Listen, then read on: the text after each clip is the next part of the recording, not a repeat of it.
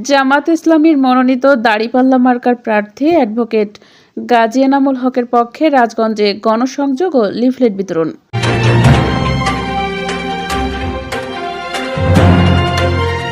আসসালামু আলাইকুম দর্শক, সকলকে আমন্ত্রণ জানাচ্ছি বিবিআর নিউজে। যশোর জেলা প্রতিনিধি উত্তম চক্রবর্তীর পাঠানো তথ্যচিত্রে বিস্তারিত দেখুন। আসন্ন ত্রয়োদশ জাতীয় সংসদ নির্বাচনকে সামনে রেখে যশোর ৫ মনিরামপুর আসনে বাংলাদেশ জামাত ইসলামীর মনোনীত দাড়িপাল্লা মার্কা এমপি প্রার্থী অ্যাডভোকেট গাজী এনামুল হকের পক্ষে ব্যাপক গণসংযোগ ও লিফলেট বিতরণ করা হয়েছে। সোমবার বিকেলে রাজগঞ্জ বাজারে দোকানে দোকানে গিয়ে সাধারণ ভোটার ও ব্যবসায়ীদের মাঝে লিফলেট বিতরণ করেন দলীয় নেতাকর্মীরা।